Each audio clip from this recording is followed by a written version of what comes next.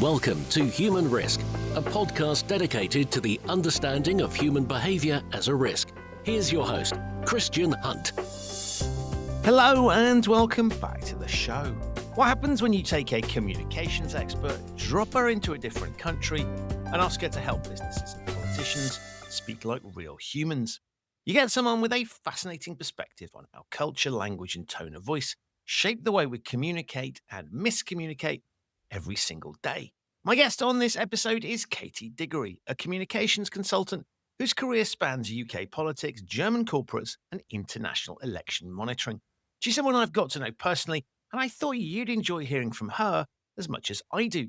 In what is her podcast debut, Katy and I explore everything from AI-generated content and corporate tone of voice to cultural clashes and political branding.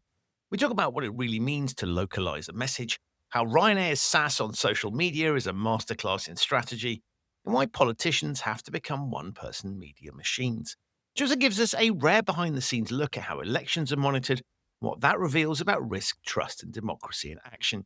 It's a wide-ranging and very entertaining conversation, full of insights for anyone who cares about how words land or don't. It's my discussion with Katy Diggory on communicating across borders. Katy, welcome to the Human Risk Podcast. Welcome. Thank you for having me, Christian.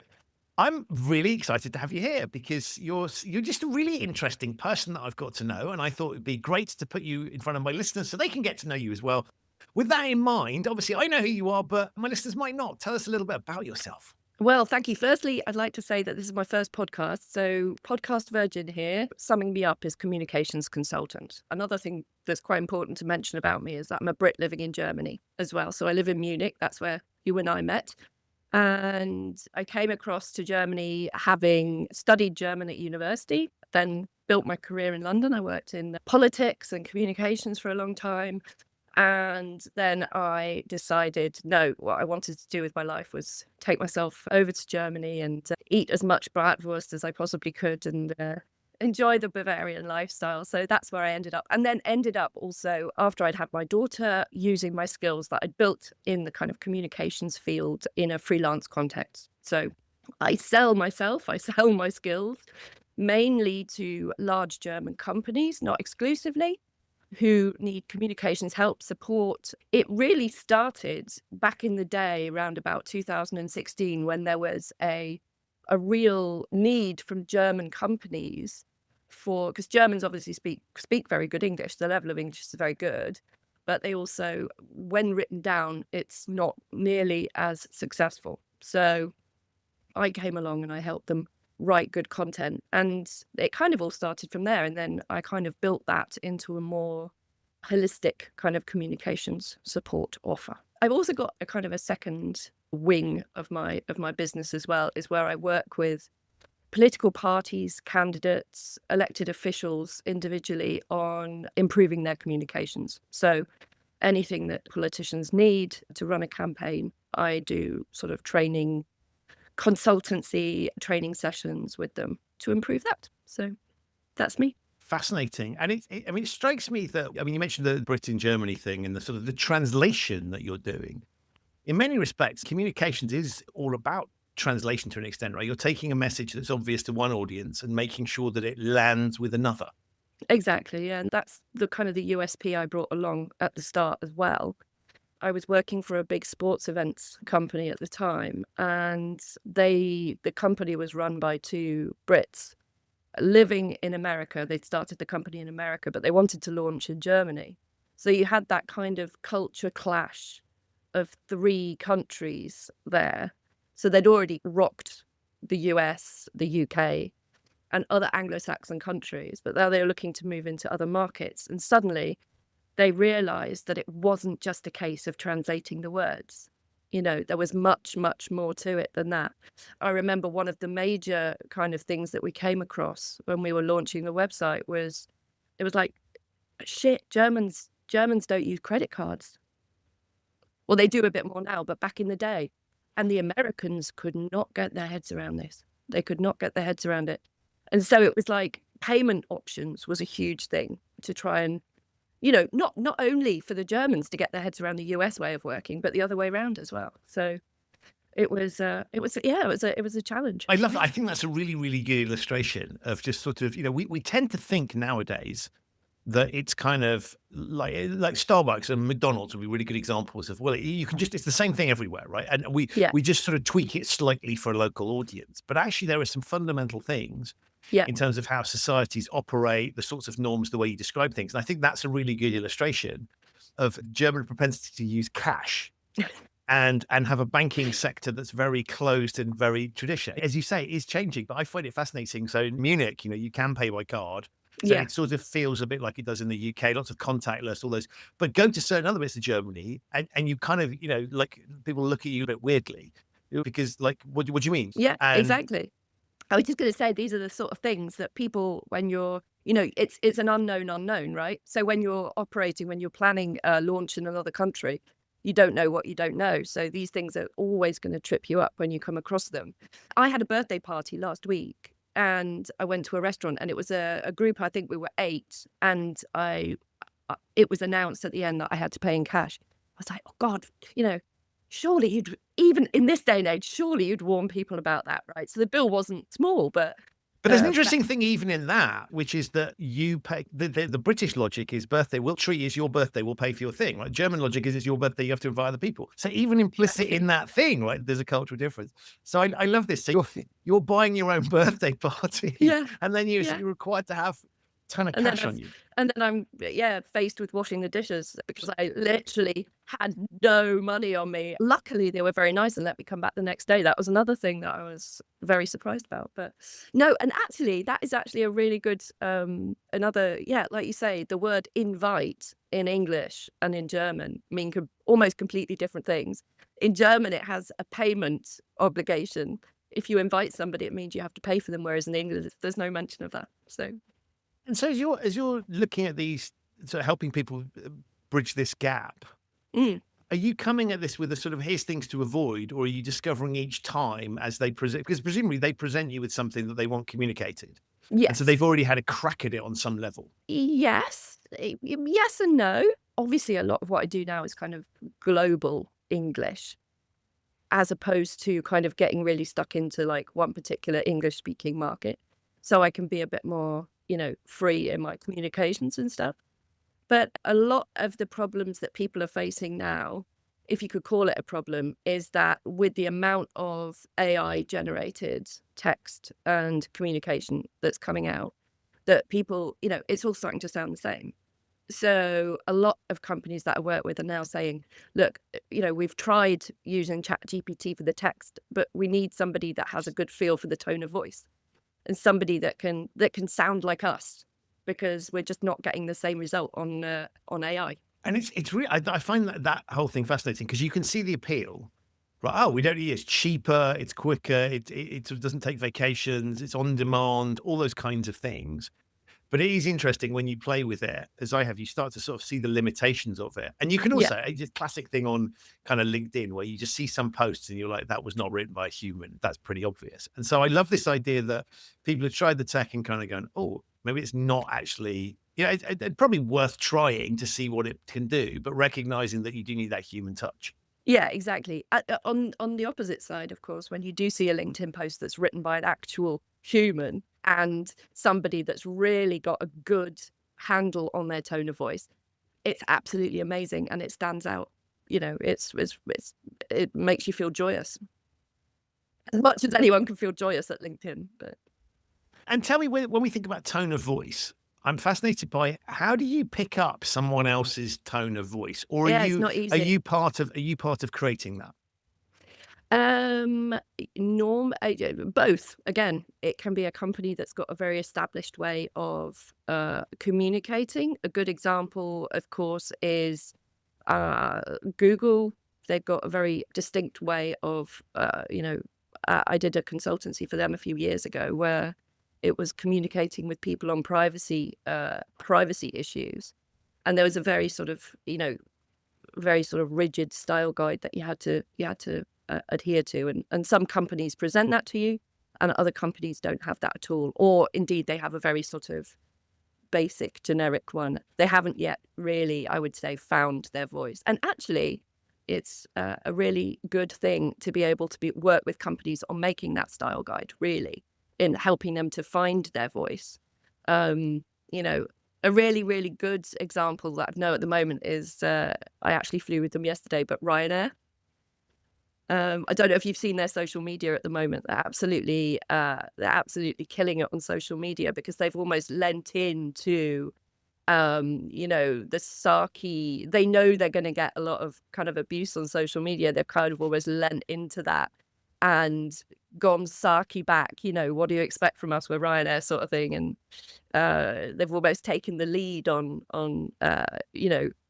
presenting themselves as this kind of cheeky, this cheeky sort of cheap company that don't take no shit. And I think that's a really good example because it's massively counterintuitive, because conventional logic would be the customer is always right. Let's be nice to all our customers. And I think their model's fascinating because it's sort of like, I think people go expecting the worst because it's so cheap, and it's not the finest flying experience you'll ever have, but it's not terrible, right? It's on time. Well, it was yesterday. It sort of gets there, and there's a small percentage of people that fall foul of whatever silly little whatever silly little compliance process that they haven't printed out their tickets, or the bag is slightly too big or whatever, and then they get absolutely hit with fees. But actually, what I think is really interesting about it is the tone of voice there plays into all of that, because it sort of goes, that's how people see us. We're going to double down on that, make that feature, and actually be unashamedly us. And I think there's something really nice and uncorporate about it, where it's just kind of, I'm guessing there are obviously limits, but they push those limits quite far. And so I think that's a very human way of communicating, albeit that it goes against conventional wisdom about how you should treat customers. Yeah. And also what I noticed yesterday, because I haven't flown Ryanair for a while, is that they, at the end of every flight, they used to go, play their trumpet and go, "Do, do, do, do, do, do. We have arrived on time, blah, blah, blah." And there was somebody, obviously at HQ, who decided that arriving on time is the kind of bare minimum, that what do people expect? Well, people want safety, obviously, but they want the flight to like set off and land on time, or roughly thereabouts. And so they don't no longer play this trumpet to celebrate themselves arriving on time. I thought that was quite interesting yesterday.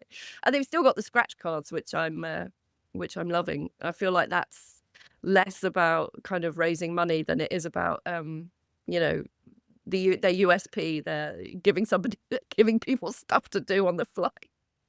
Right, because there's no in-flight entertainment, right? So we're actually, here's a scratch card. Yeah.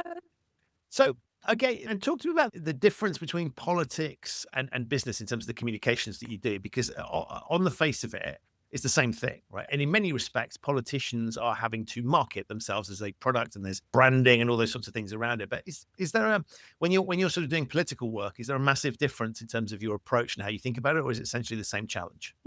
Well, the main sort of difference is, of course, that if you're doing political communications, you're vying for votes, which people get for free in most countries. And people generally, and I know there's different electoral systems, but generally people only have one of them. So it's kind of a winner take all situation, where you're vying for their one vote, as it were. Now, obviously, depending on where your value system lies, businesses are obviously competing for money, which people either obviously have not much of, or they have lots of. So it could be a zero-sum game or not at all. But so it's a good point. So let's pick a silly example, right? But just because I go to McDonald's doesn't mean I can't also go to Five Guys or Burger King, right? Exactly. Whereas, like, I'm sure there are countries where you can, but in general, generally you're casting that one vote. Okay, so that's an interesting thing. But in terms of how you think about the branding a politician or branding a particular message, it almost seems to me that in the same way that social media has kind of made everybody have to think about personal branding, but there's a lot more pressure on politicians to be slicker, the messaging to be slicker. I guess standards have evolved a little bit, and probably what you could have got away with as a politician, being long-winded, boring, not very charismatic, and the type of messaging that you could put out there, I guess that's shifting as well, where sort of attention spans are generally shorter. People expect things that are a bit slicker. So presumably it's more challenging than it has been in the past, Yeah, or I, not?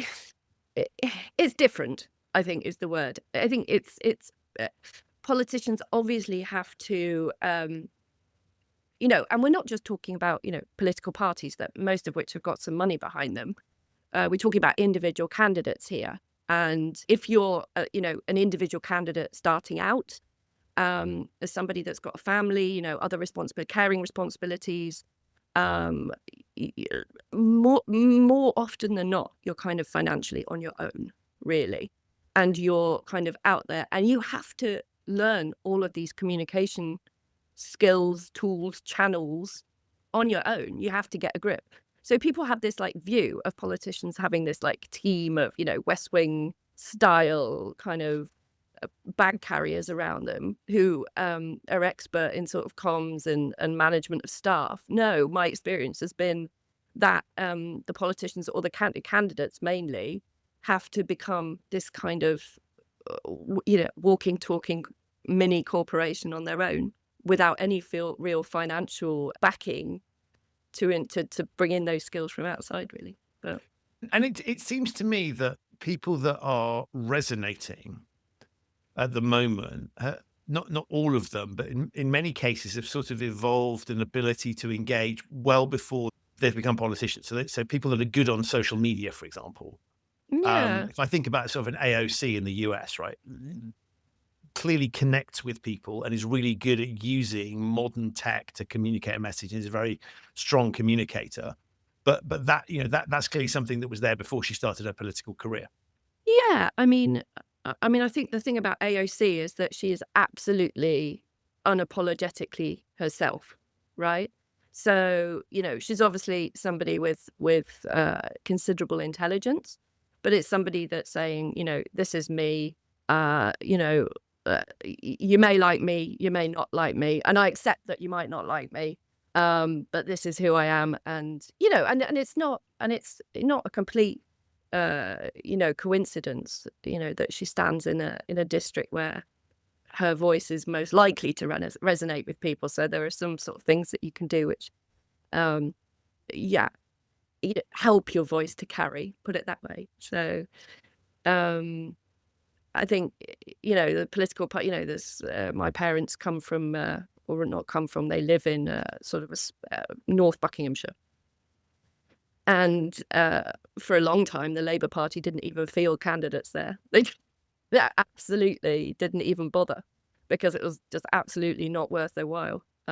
So these sort of the talented Labour politicians of our generation went elsewhere. Put it that way. What about going into politics itself? Yeah, well, when I worked for an MP government minister between 2007 2010. There was conversations about me taking on the constituency because he was stepping down after that election. It was really hard at that age because I would just turn 30 and I'd just come out of a long-term relationship, and I knew that it would, I'm in no way scared of a challenge, put it that way. But I knew it would be a good 10, 15 years before we were going to win this constituency back. And I knew I wanted to move to Germany. So there's living abroad and trying to get into the UK Parliament, just sort of, I'm sure many people have done it before. I mean, there are politicians that live in different countries and stand for election, but that's not. But I felt like I'd worked in this constituency with these people from the local party for so long that they deserved somebody who was willing to put their absolute heart and soul into that local area. And at that point in my life, that wasn't me. Is it something you'd consider in future? Because it struck me that people that are close to politics, it's sort of it's either one of those things where you go, I want to be close to it because there's a sort of, if I'm not actually going to do the thing, I want to be close to that because it's interesting, and therefore there is always that path. Or I've seen other people who've just gone, I've seen enough of what it's really like. I'll stick to the out. I think it's important what they do, but I could never put myself in that position. And I guess to a certain extent, I'm one of those people. Is I would never be willing to put myself up for it's not like I don't have views on things and believe it's important, but like I'm not up for the probably the level of scrutiny and the hassle. So having sort of a few people that have been elected, I look at what they have to do and I'm like, no thanks. So you sound like you're in the zone where you could do it if you really wanted to. Yeah, and I think the most important thing is to know your why, because, like you said, the stuff that they elected representatives have to put up with these days, not only from a security perspective, but the online hate, the traveling. No, I mean, these are things that really need to be taken into consideration. If you're representing a constituency in the north of the UK and you're in London, how is that working with family life? These things really have to be taken into consideration, and you really, really have to want it. Put it that way. That being said, however, it's the best job in the world. I mean, it's But know your why. Know Right. your why. But it's a very strange thing, isn't it? Because I know it's the sort of old joke that we get the politicians we deserve, but I kind of look at it and part of me says, and this is not true across the board, but we've seen lots of examples of people who might have the campaigning skills, but are absolutely not qualified to do whatever the role is. And so to a certain extent, the very things that attract people into it might make them unsuitable for office. There is a large cohort of people where you would go, I wouldn't put them in charge of anything. Right, they shouldn't be responsible. I wouldn't even trust them to put the recycling out, right? Let alone any of these other sorts of decisions that they make. And yet they are attracted. They're in it for I would argue, in many cases, for the wrong reasons. But there is something about the dynamics of politics that puts off people who probably would be really good at it. Well, I mean, it depends on what you mean by politics, right? Do you mean, like you say, do you mean campaigning? Do you mean one-on-one communications? Do you mean local party management, which is kind of internal communications? Or do you mean the act of public administration, which is kind of, not only is it people management and organization and but it's also financial management, right? So somebody that's able to look at numbers and make sense of them, and not get scared. So it's very, very rare that all of those skills come under one person. Very rare. So, that's why I think there's a lot of. I think we need to, as a voting public, almost manage our expectations a little bit of people, and that's why, of course, that the prime ministers that have been viewed as successful in the past, that's why they've been successful, of course, is because they have come close to embodying all of these skills. And it's sort of one of the other things that struck me is this idea of career politicians versus people that come to it later on. And I keep flip-flopping on it in my own mind because I can find really good examples of people that have committed to public service, in it for the right reasons. But then you see some people that just sort of are there just for the sort of the self-aggrandizement, not in what I would say, not in it for the right reasons. So there was I always just have this thought that we should stop people running for election until they've done something else. Right. Because, and I don't mean be a political advisor. I mean, do something, it doesn't matter what, right? Because I always had this view that if you'd seen the real world, you'd have a better sense, whatever that real world meant. It wasn't going to be. And then I kind of changed my mind about it and sort of thought, actually, there is some benefit in having tenure in that. And I guess one of the things I see lacking in politics, and this is a function sometimes of the electoral systems, is sort of cognitive diversity and a variety of experiences. There tend to be people that have studied at certain universities and done, and then there's a concentration even within that of certain degrees. So, there are certain types of people, and we don't have that diversity of experience that I think is necessary to make some of the decisions that have to be made. I mean, I'm a bit more relaxed about it, I think, having been a kind of advisor and Turkeys don't vote for Christmas, right? It's like, yeah, exactly. I think it's absolutely fine, right? I would like to say, though, having come from university, I sort of worked for a campaigns consultancy and then went to work in UK politics, that it has also been very, very healthy for me to step aside from it as well.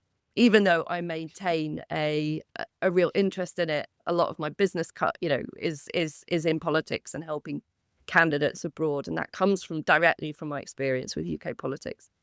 I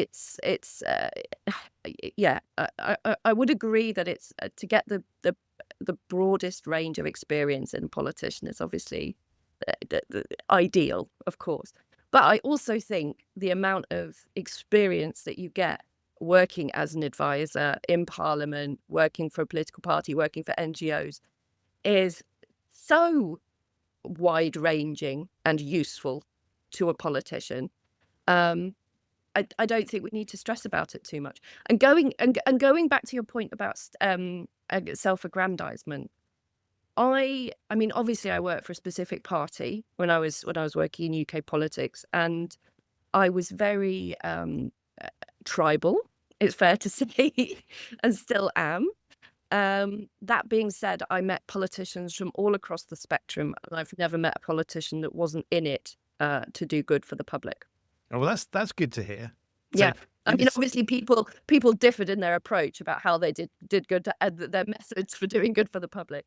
But nobody was in it where I thought, actually, scrap that. There was one I met who used to go fishing on Fridays. But generally, and actually, that's a good point. The difference between politicians who really had low majorities and those with absolutely 100% comfortable majorities was stark in the amount of work that they were doing and the amount of investment they had. But, that notwithstanding, they could have earned 6 times as much in the private sector and they were doing it for the right reasons. So I'm thinking there must be certain politicians that you haven't met. Well, I would struggle to come to that conclusion, but that's very, very interesting. The sort of the commercial pressures, because I do think, and that's an interesting difference between Germany and the UK is that de facto there's going to be a requirement for a coalition in Germany because of the way the political system operates. Yeah. But the UK, where you have these big majorities, and so I always find it fascinating when I compare the two of the sort of the negotiations and the compromise that has to go on in the German system. Yeah. Versus the sort of in the UK, where you and it's interesting to sort of see politicians campaigning on a particular issue and then having to go along, and sometimes that's sometimes that's because of a coalition agreement, and therefore it's easier to justify. You go, well, I had to do it. It goes on board. But we also see politicians kind of campaigning on one thing and then doing something differently. And I wondered on your sort of reflections of those kinds of differences between the two countries, I guess, generally in your experiences. Yeah, I mean, politics is at the end of the day the art of the possible, right? So in Germany, more so than in the UK, of course. It's only, we all try and make promises and keep promises, of course, but the realities of office make it sometimes, you have to make tough decisions sometimes. So I think it's always been the reason why the coalition structure in Germany, it's always been the reason why I found politics, dare I say it, in Germany a tad boring, because there's not this drama that you have like in the Westminster Parliament, where you have one, generally, not always, generally one party winning complete control based on the virtues of the electoral system. There's also, the differences in election night, of course, where in the UK, people stop voting at 10 o'clock. So, it gets quite late. People can get to the polling station after work. Usually election day is on a Thursday. In Germany, it's on a Sunday. And then you have counts, and then all of the votes across all of the polling stations get delivered to... So you might have a constituency with 10 polling stations, and all of the ballot boxes get, physically transported to, the middle, the counting office, wherever that is. Usually the council. And then you have council employees working through the night to count 90,000 votes or however many are in the constituency. And then when in Germany, of course, they stopped voting at 6 on a Sunday night.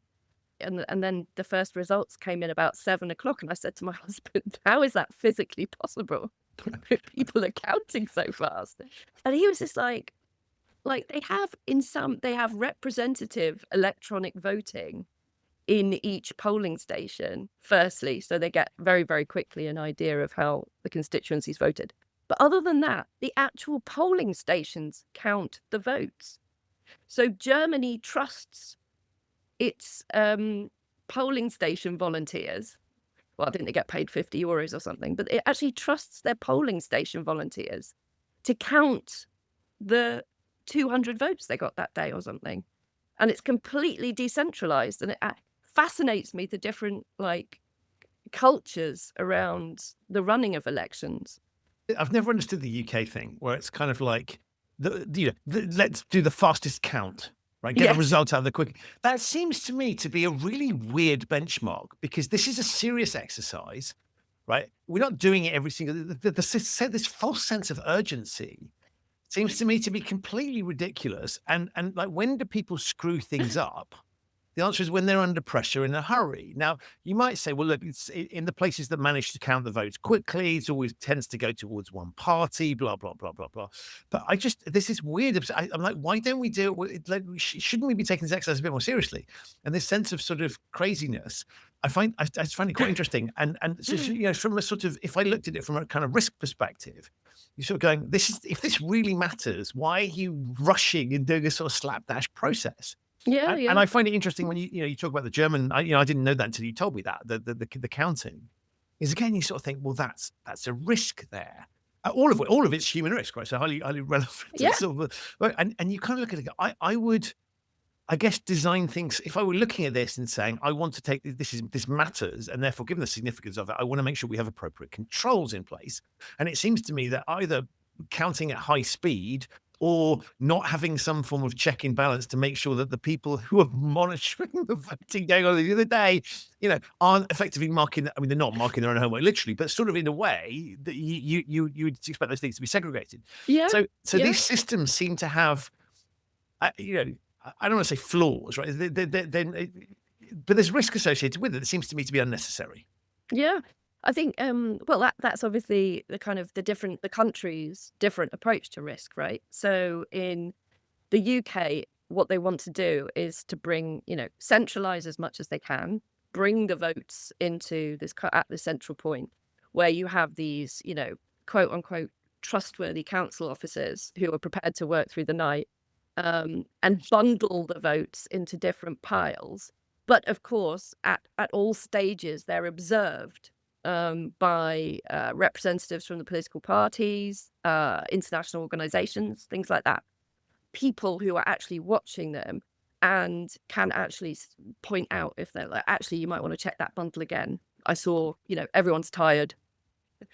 No judgment here, but you might want to check that pile again, sort of thing. Whereas in Germany, there is a much stronger, and you see this in other areas as well, there's a much stronger kind of civic culture, and this probably comes from the history, of course, where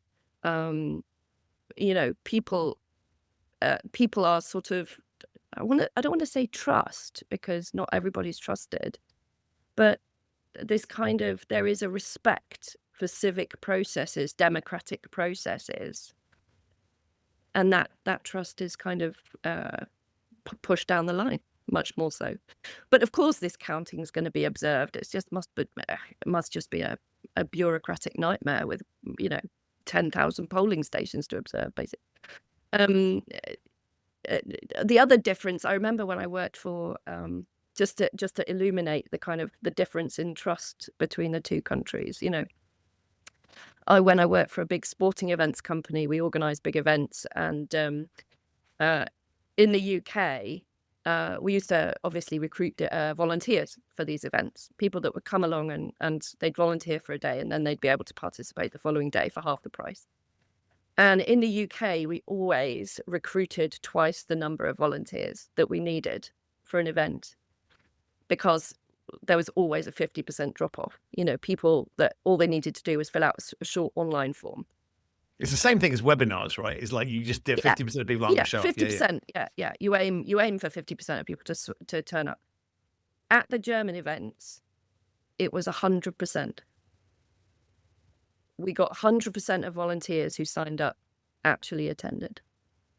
So you think about the difference in, I say I'm going to do something and then I do it. There is There is a reliability about the German culture. I trust you to turn up to volunteer for my sports event. I trust you to count the votes in an orderly way and phone the result in. And so you've talked about elections. I know you've got some experience of observing elections and how that process works. Talk us a little bit about that, because it's a fascinating idea. So you've talked there about in the UK, you've got party workers in effect representing the candidates who will observe what's going on. But there's also this idea, which you introduced me to, which I sort of knew happened, of international organizations sending observers to countries to see what they're doing. Talk a little bit about that and how that works, because that's fascinating. Yeah. So international organizations will be kind of requested to send a delegation of what they have like a long-term core team of, I don't know, about 10, 15 people who spend up to about 3 months in a particular country, who monitor the campaign so that everything's kind of being that no money's changing hands, the media's free and fair, social media's being carried out properly, nobody's being abused, that kind of thing, violence. Rallies are undertaken and are carried out in an orderly way. And that's the job of the long term. There's like a mission head, a deputy head of mission, and then like political advisors. And there's also somebody that manages what's called the short term observation team. And the short-term observers come in just before polling day and leave a few days afterwards. And their job is to actually visit the polling stations on election day and make sure that well, obviously they don't kind of speak up if something's looking wrong, but they observe. They note down where there are discrepancies. Is all the information that needs to be displayed on the polling station, is it hanging up? Can people get to the polling station easily? Is it barrier free? Can people actually get in? Is it opening and closing at the times that it says that it's supposed to? If there is a queue outside of the polling station when it's supposed to close, can those people still get in and vote? So when you've got 10,000 polling stations happening across the country with people that are essentially volunteers, there's always going to be things that slip up, always going to be things that go slightly awry. So the job of the observer is, and we're not talking about the odd slip up here. What these organizations are looking for are kind of just sort of real patterns of misconduct, really. And then the job of these organizations is to write a report afterwards. And that report can then obviously exert some influence at the level of the OSCE or the UN. And so to your point, this is not sort of policing it as such. So they have it's whatever happens or doesn't happen. That gets reported on, and it's an observed person. And I guess countries have to want to let them in the first place. Yeah, absolutely. And there is kind of pressure from outside for these countries to open their doors, and that pressure comes from countries in the EU. Umbrella organizations, that there is countries want to be able to demonstrate that their elections are free and fair. So, and there's important advantages that come from that, but also economic advantages as well. So it's a sort of political hygiene test, I guess, right? Yeah. So is the process, broadly speaking, being run sensibly? And it's kind of interesting, because it struck me that many aspects of the political process are a bit amateurish, in the sense of, and this is not a comment on the individuals volunteering their time, but it's kind of like, if you're someone who's counting votes, this isn't your full-time job. You're going to have a massive amount of experience on it. So there's a bit of a sort of, I don't want to say village fete atmosphere, but it's kind of like slightly amateurish element to it. Do you know what I mean? Right? Here's something you don't often do. So you're going to go and do this. And so I think it's quite interesting to have a sort of professional oversight of a process that by default, you're not going to have elections run every single week or whatever, right? Ideally. And therefore, by default, it's going to be something that people have limited experience in. So there's quite an interesting element there of saying, how do we sort of keep a check on it when we the nature of the beast is such that, as you say, things will go wrong, and you're Yeah. looking for material problems, not sort of minor. No, exactly. And there are, certain, yeah, exactly. One polling station agent making one mistake is not probably going to make the main report, but you're looking at kind of patterns of non-observance in particular geographic areas and things like that.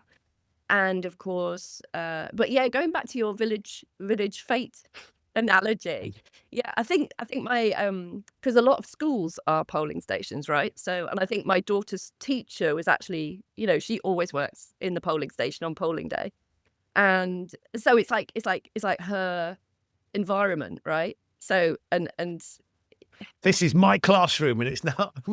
yeah. Right. And no election's going to go awry on my patch, sort of thing. That's the vibe I get from her. But ultimately, yes. I mean, these people are all volunteers. They do get some training, but also, the international election observation. That these people are also paid, not a huge amount, but they are, and get a limited amount of training. But yeah, I mean, it's a bit like a jury of your peers, right?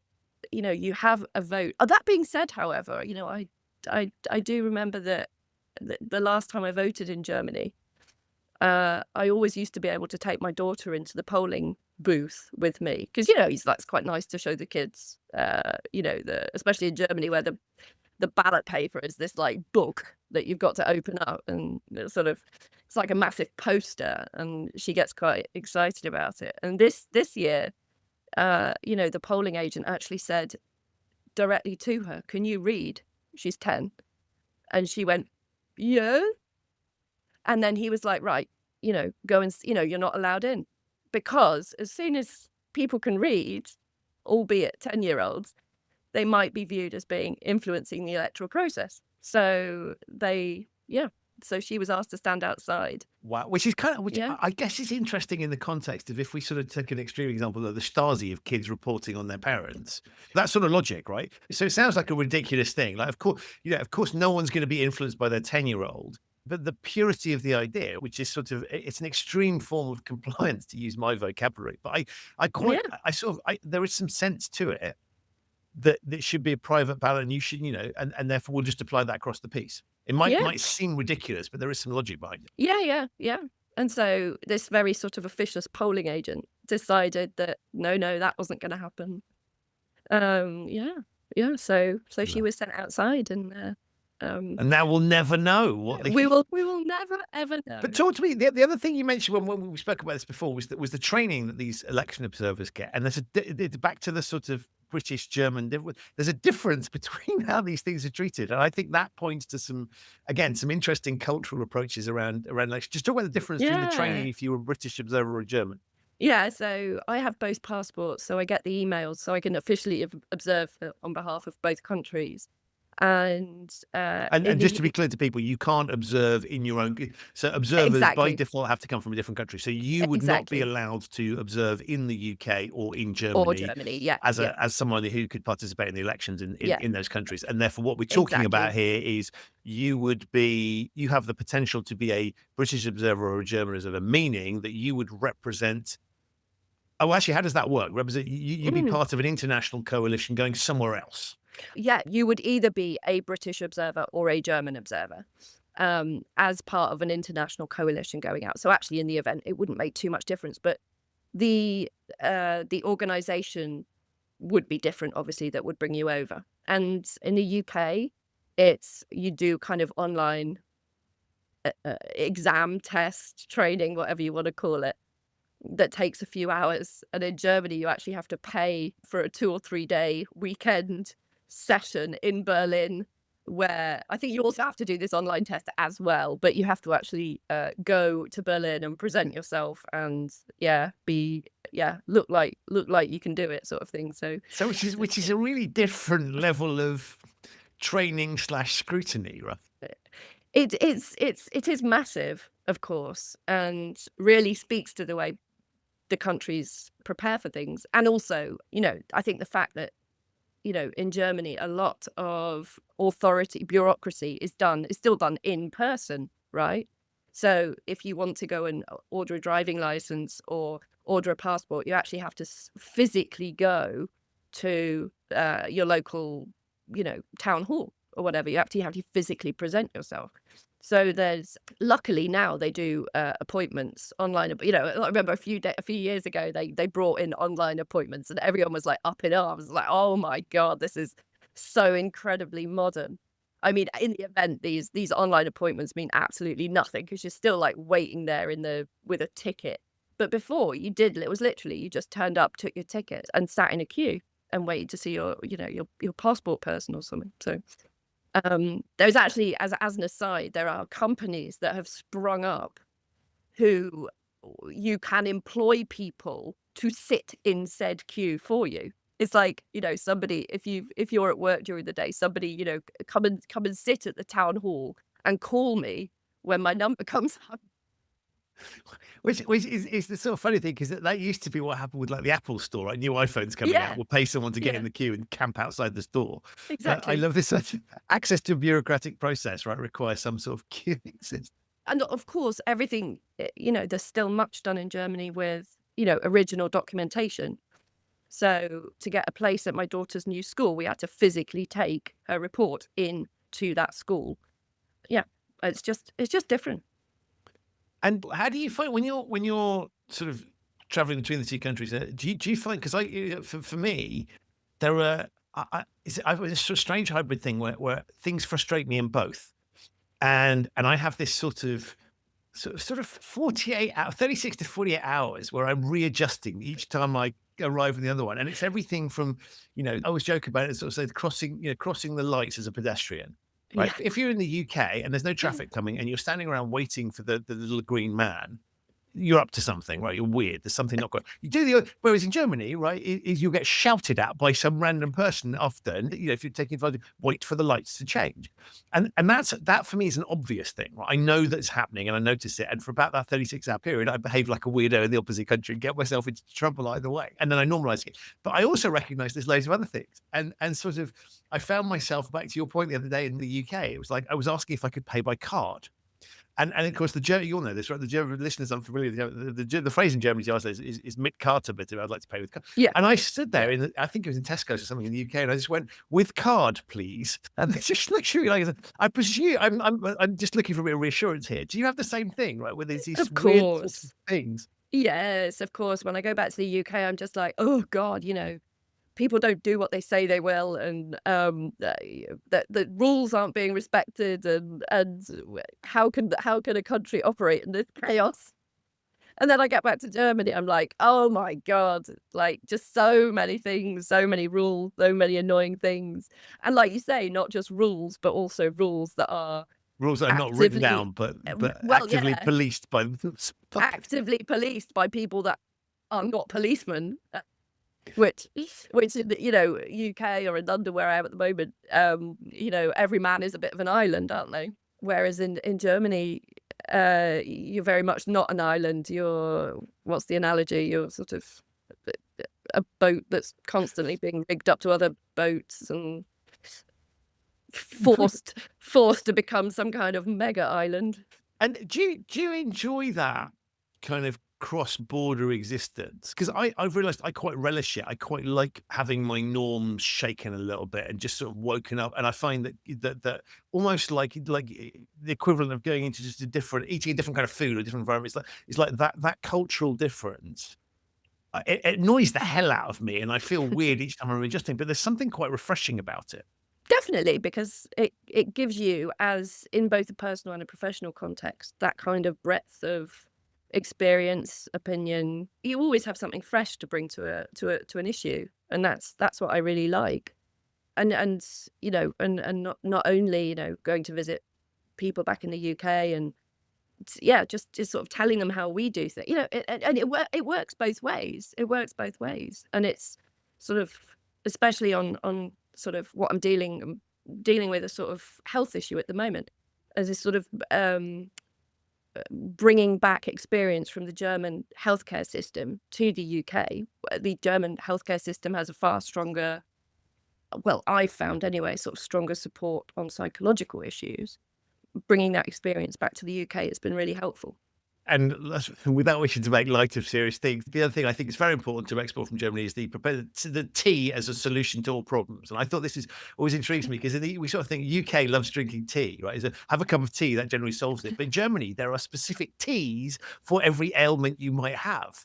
Of And I'm course. not talking about specialist tea shops either here, right? It's in the No. supermarket. This is which I find fascinating. So you can buy a kind of, I think you buy blood pressure tea and whatever, and they're badged as Yeah. that, right? It's not like buy this herbal thing to do that. It's literally called Yeah. whatever it is your ailment is tea.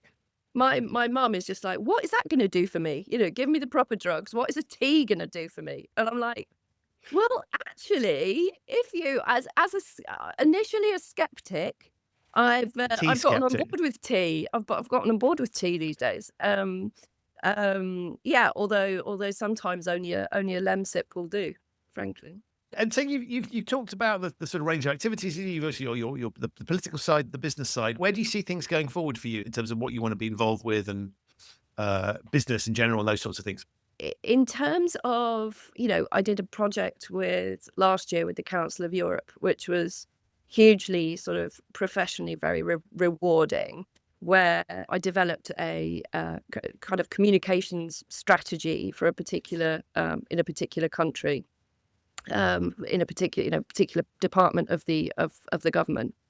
And it was hugely sort of interesting, and I loved that sort of being able, as a complete outsider, to enter a country that wasn't UK and not Germany, and discover their kind of norms, their way of working, get to know the people, and kind of work out exactly what kind of communication messages, not only messages, but kind of tools and channels were going to resonate with the people that they wanted to talk to. So I'm definitely looking to do more of that. And in terms of, but in, living where I do in Munich, I love working with my big companies as well, because it's great that you live in a city where these big employers are just on your doorstep, really. So they're kind of my bread and butter work. And then doing the international stuff is makes my heart beat a bit faster, put it that way. Love it. I think that is the perfect note on which to draw things to a close. So I want to say thank you for a super engaging conversation. Always love talking to you. There's been a lot of laughter, which is always a good sign. If people want to find you because they want to hire you or just find out more, how can they do that? Yeah. So I'm on LinkedIn under Katy Diggory, and then my website's catherinediggory.com. So I will put links to all of those things in the show notes for people to find. As ever, Katy, absolute pleasure. Thank you so much for coming on the show and no, thank you. losing your podcasting virginity. Popping my cherry. So that's it for this episode of the show. My enormous thanks to you for listening and to Katy for appearing. To find out more about Katy, her work in political and corporate communications, and her consultancy, have a look in the show notes. There are links to those there. If this is your first time listening to the Human Risk podcast, wherever you've been, thank you so much for joining. You can subscribe wherever you get your quality audio content. It's available on all of the major podcasting platforms. If you like what you heard, please do consider leaving a review or rating of the show if your platform allows, because it helps others to find the show and lets me know if it's worth continuing to make it. To discover episodes of the show that you might have missed, visit the show's website, humanriskpodcast.com. You'll find over 330 of them now. I'll be back very soon with another episode of this show, but in the meantime, stay safe. And next time you're preparing to communicate something important, ask yourself whether your tone of voice really fits your audience. But above all, thank you so much for listening.